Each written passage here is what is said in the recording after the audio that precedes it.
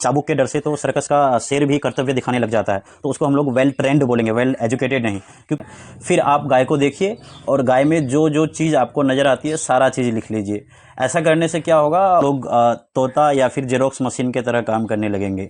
क्योंकि इस हेलो दोस्तों, I am Mohammad Nizamuddin and I am a teacher. I hope you all are doing well. सभी बच्चों को लर्निंग स्टडी सेंटर फैमिली की तरफ से happy children's day. Children's day यानी बाल दिवस, यह पूरे भारत में 14 नवंबर को हमारे प्रथम प्रधानमंत्री पंडित जवाहरलाल नेहरू के जन्मदिन पर मनाया जाता है।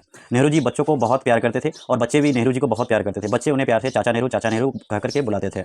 बच्चों के इसी प्यार, लगाव और सम्मान को देखते हुए नेहरू जी ने अपने जन्मदिन को बाल दिवस के रूप में मनाया। चूंकि बच्चे हमारे देश के भविष्य है, इसलिए बाल दिवस मनाने का मकसद बच्चों की शिक्षा, स्वास्थ्य और बेहतर भविष्य था। एक शिक्षक के रूप में हम सबको भी बच्चों की बेहतर शिक्षा और सुरक्षित माहौल तैयार करनी चाहिए, जहां वे आगे बढ़कर अपने सपनों को पूरा कर सके। बच्चों को हम टीचर्स की तरफ से यही सबसे बड़ा गिफ्ट होगा कि हम उन्हें बहुत अच्छे से पढ़ाएं, सिखाएं और उन्हें किताबी ज्ञान के साथ साथ ऐसे values, discipline, wellness, good habits सिखाएं कि वे अपने पर्सनल लाइफ में सक्सेस होने के साथ साथ अपने समाज और देश की तरक्की में भी अहम रोल अदा कर सके। बच्चों को सिर्फ पढ़ाना या रटाना नहीं है, उन्हें सिखाना भी है। नहीं तो फिर बड़ा होकर के वो लोग तोता या फिर जेरोक्स मशीन की तरह काम करने लगेंगे। क्योंकि इस तरीके से नहीं पढ़ाना है कि बड़ा होकर के सपोज वो इंजीनियर बन जाता है अगर रट उठ करके, तो अपने घर का इलेक्ट्रिकल बोर्ड ठीक करने के लिए भी बगल के पप्पू मिस्त्री को बुलाना पड़े। तो इस तरीके से हम लोगों को नहीं पढ़ाना है। देखिए, हम लोग ट्रेनिंग में हम लोगों को सिखाया गया था कि क्लास में अलग अलग लेवल के बच्चे रहते हैं। कुछ स्लो लर्नर होते हैं, कुछ एवरेज होते हैं और कुछ जीनियस होते हैं। तो सभी बच्चों को दिमाग में रखते हुए एक टीचर को पढ़ाना होता है। बच्चों, आप क्या जानते हो वो that is not very important. बच्चे की क्या नीड है उसको आप कितना ईजी वे में रख पा रहे हो, ये बहुत इंपॉर्टेंट है।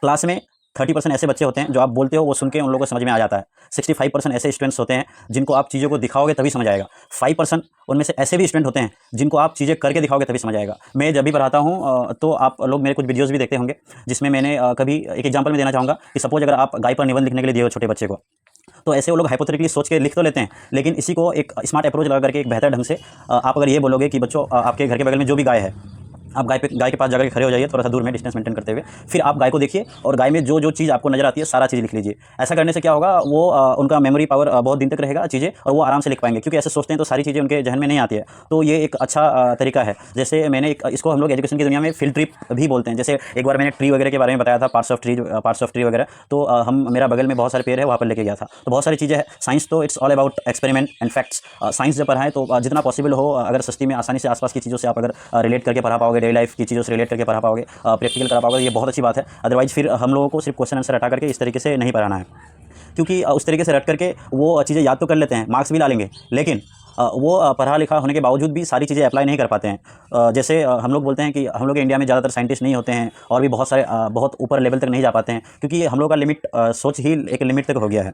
तो वो एक ये भी एक कोर्स है कि चाबुक के डर से तो सर्कस का शेर भी कर्तव्य दिखाने लग जाता है। तो उसको हम लोग वेल ट्रेंड बोलेंगे, वेल एजुकेटेड नहीं। क्योंकि उसको ट्रेन किया जाता है उसी हिसाब से। जंगल के शेर से पंगा लोगे तभी पता चलेगा, तो उसको वेल एजुकेटेड नहीं बोलेंगे। सिर्फ मार के पढ़ाने से कुछ नहीं होता है। आप अगर उसको मारपीट करके, मैं ये नहीं बोल रहा हूँ कि बच्चों को पनिशमेंट नहीं देना है, उनके level of amount of mistake के हिसाब से उनको हम लोग को पनिशमेंट देना है। जितनी बड़ी गलती होगी उसी के हिसाब से अलग अलग तरह का पनिशमेंट होता है। आपको अगर मानना है तो हल्का फुल्का भी मार भी सकते हैं, बट अगर आप इस तरह का अप्रोच करते हो, सिर्फ मार के ही याद करा लेंगे, मार के ही पढ़ाएंगे, तो जब तक आपके पास है तब तक चलो ठीक है, मान गए कि याद कर लेता है। आपके पास से निकल करके बच्चा जब सीनियर क्लासेस में जाएगा, उस समय जब उसके ऊपर इस तरह का प्रेशर नहीं रहेगा, कोई मारने वाला नहीं है, कोई इतना प्रेशर डालने वाला नहीं है, तो फिर बच्चे उस समय पढ़ाई नहीं करेंगे। तो इसलिए आपको उनको मोटिवेट करना है, उनके अंदर का इंटरेस्ट जगाना है। ये एक टीचर की रिस्पॉन्सिबिलिटी है कि किस तरीके से करेंगे।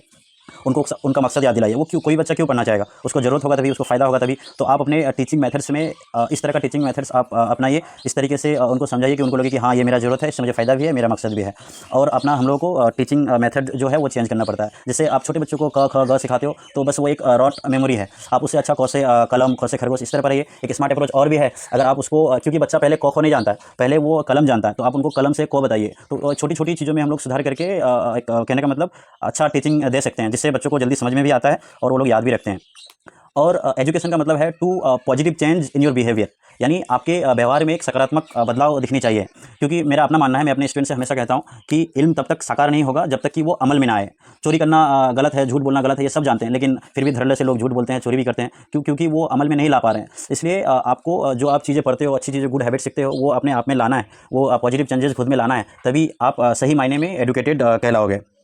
जैसे अगर एक एग्जांपल देना चाहूँगा मैं, जैसे बच्चों का क्या होता है कि आप जो बोलोगे भले ही वो ना सुने, लेकिन आप जो करोगे वो ज़रूर वो फॉलो करते हैं। आप डायरेक्टली अगर उनको बोलोगे कि बच्चों कागज़ बर्बाद मत करो, ये सब वेस्टेज है, तो वो नहीं सुनेंगे। उनका पहले आप प्रोसेस बताओ कि कागज़ किस चीज़ से बनता है। जैसे ट्रीज वगैरह से, पेड़ से बनता है कागज़, तो पेड़ों का हमारे लाइफ में क्या अहमियत है।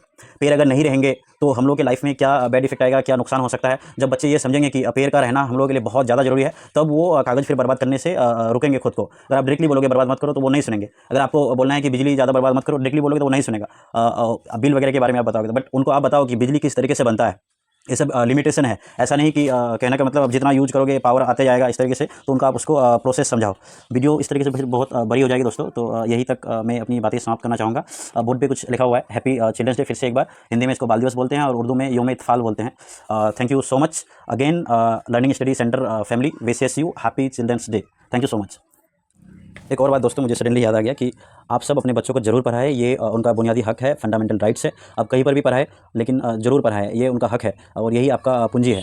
बच्चों को ज़रूर पढ़ाएं। नौकरी मिलना ना मिलना वो अलग बात है, आप बच्चों को पढ़ाइएगा तो उनका बॉडी लैंग्वेज, बात करने का टोन, किससे कैसे बात करना है, कहाँ पर कहने का मतलब रेस्पेक्ट से बात करना है, अपने मम्मी पापा का अहमियत समझेगा, अच्छे बुरे में वो कहने का मतलब है कि फ़र्क कर पाएगा। तो इसलिए सभी को इल्म देना, पढ़ाना बहुत ज़्यादा ज़रूरी है। आप जहाँ तक पाओगे उससे थोड़ा सा ज़्यादा ही कोशिश करके पढ़ाएं। Thank you so much.